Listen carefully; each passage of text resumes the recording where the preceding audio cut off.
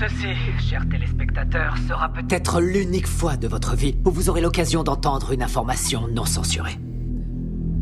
Ce que j'ai à vous dire est très important. J'ai dû tuer beaucoup de monde et je serai moi-même tué pour vous transmettre ce message.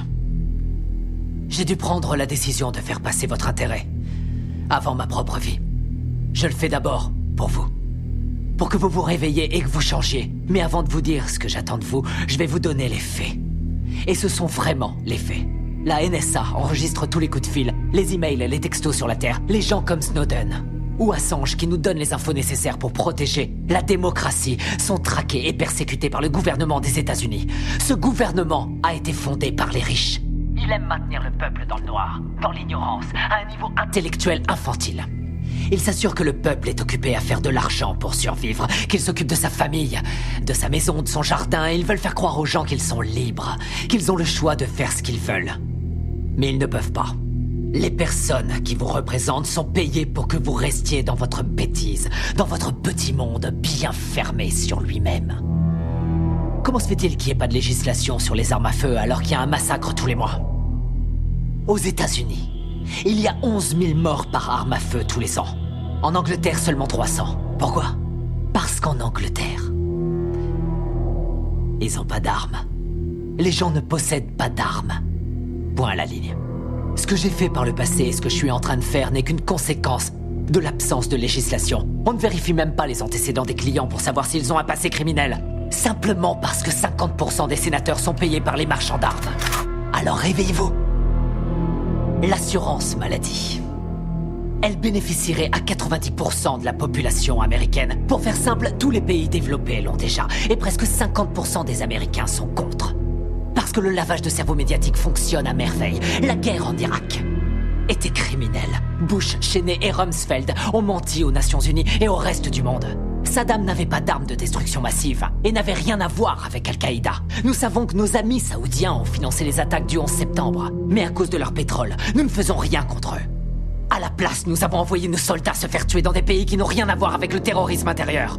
Pourquoi Obama n'a pas fait juger le gouvernement Bush? Bush a coûté des centaines de milliards aux contribuables et a commis des crimes de guerre. Pourquoi Obama n'a-t-il entrepris aucune action en justice? Parce qu'ils sont tous les deux membres du même club.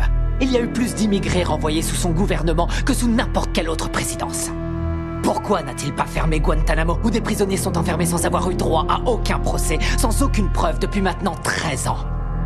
Il n'a pas mis son veto à l'approvisionnement des détenus dans le National Defense Authorization Act, ce qui en clair permet la détention infinie et sans procès, américains y compris. Nous avons une crise constitutionnelle aux États-Unis. Nous avons un État voyou, un État qui viole toutes les lois internationales, qui viole la Magna Carta, charte qui définit depuis 800 ans ce que nous appelons justice. Obama devrait être jugé pour ça et il devrait aller en prison. Les prisons, justement. Aux États-Unis, nous sommes 5% de la population mondiale et nous avons 25% de la population carcérale mondiale. Les gens vont en prison pour 10 grammes de cocaïne. La moitié des prisonniers est enfermée pour détention de drogue et la très grande majorité est noire. Pourquoi cette situation absurde reste inchangée? Je vais vous le dire. Parce que Washington reçoit de l'argent du lobby des prisons pour que ça bouge pas. Pourquoi les pop stars, les célébrités, les courtiers, tous les gens pleins de fric qui se gavent de coke et d'exta à longueur de journée vont jamais en prison? Parce que quand vous êtes plein aux as, vous êtes au-dessus des lois. Regardez Lincoln, le film de Spielberg, et vous croirez que la guerre civile a eu lieu pour libérer les esclaves. Comme quoi le milliardaire Spielberg vous rend encore plus bête. Et ils feront en sorte de projeter le film dans les écoles, de le diffuser à la télé en boucle pour toujours. Mais la vérité, c'est que toutes les guerres ont eu lieu pour le fric et que le petit peuple doit crever parce que les élites en ont décidé ainsi. Vous regardez la télé-réalité tous les jours pour tuer le temps et vous croyez que vous êtes à la page parce que vous regardez Anderson Cooper et d'autres coquilles vides sans la moindre opinion. L'apparence est sans importance, les marques sont sans importance, les drogues sont sans importance. Tout a été créé pour vous rendre idiot.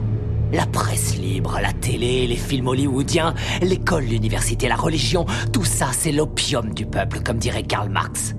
Je vais vous ouvrir les yeux. Vous réveiller, vous changer. Je suis sûr que jusqu'à un certain point t'aurais voulu être un chantre de la vérité. Pas vrai? Avant que tu sois intéressé par le fric, par la télévision, je suis sûr que t'aurais voulu être un vrai journaliste. Je suis un vrai journaliste. Mais je crois aussi en l'ordre public et je crois en la Constitution. Ah, la Constitution est un mécanisme de contrôle pour les riches. L'ordre, c'est eux. Ils ont fait la Constitution pour protéger l'argent et les terres qu'ils ont volées. Les riches n'ont pas à craindre les lois et c'est partout dans le monde. Regarde les oligarques russes et les propriétaires allemands de l'industrie automobile, des chemins de fer, de l'industrie pharmaceutique. Ils ont tous utilisé le travail des esclaves sous Hitler.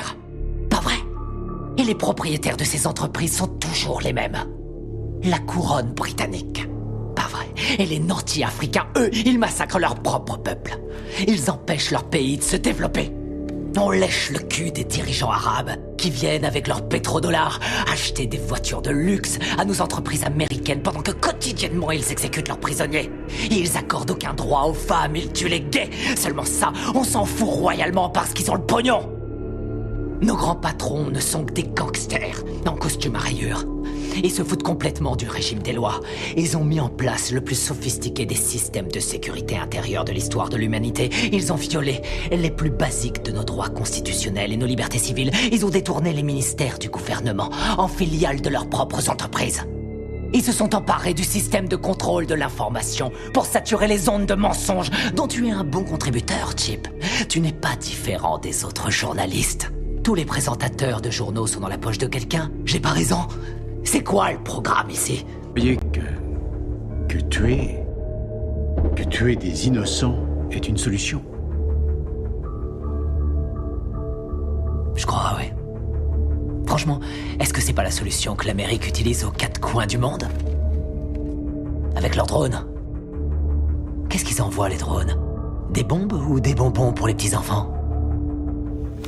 On tue 50 gamins, Chip, pour avoir un terroriste. On paye pas le tiers-monde, peut-être? On les laisse crever de faim, et crever tout court pour maintenir notre niveau de vie. La situation est grave. Les discours pacifiques ne suffisent pas, on connaît les crimes, le réchauffement climatique est une réalité. On sait que les lobbyistes ont acheté Washington, on a vu l'effondrement de la bulle financière, mais on continue à imprimer de la monnaie. Pour retarder l'inéluctable, dans 50 ans ou même avant, tout sera terminé. Nous sommes de plus en plus nombreux sur la planète et il y a de moins en moins de nourriture, d'eau et de pétrole. Dans une centaine d'années, il n'y aura plus de terre du tout. Avec des mots, on changera rien, c'est trop tard. La seule façon dont je peux intervenir sur ces vies, c'est en les prenant. La seule façon dont je peux intervenir auprès de toi, c'est en te tuant. N'y a-t-il pas une meilleure solution? Par exemple, fonder un parti.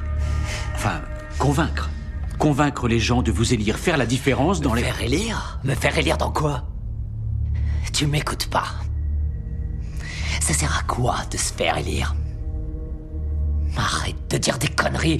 Chip, c'est quoi la politique? Que tu sois démocrate ou que tu sois républicain, ça change strictement rien. Tous les gouverneurs, qu'ils soient républicains ou démocrates, ont été achetés. On peut toujours voter et élire quelqu'un. Ça change rien. Ce sont les lobbyistes qui ont le pouvoir. Toutes les histoires ont deux versions différentes, chacun a son opinion. C'est ce qui donne à la démocratie tout son intérêt. Le fait que nous puissions tous exprimer notre opinion. Ouais. Aussi longtemps que l'expression de ces opinions ne change rien. Julian Assange, Hammond, Snowden, ce sont les prophètes de notre époque, les voix qui crient dans le silence du désert. Et ce sont ceux-là que l'État s'acharne à martyriser. Notre démocratie est morte. On nous interdit de dire ce que nous pensons. À elle seule, cette interview devrait suffire à m'envoyer en prison sans jugement. Pour toujours, on va m'envoyer à Guantanamo. Ça sert plus à rien de s'exprimer.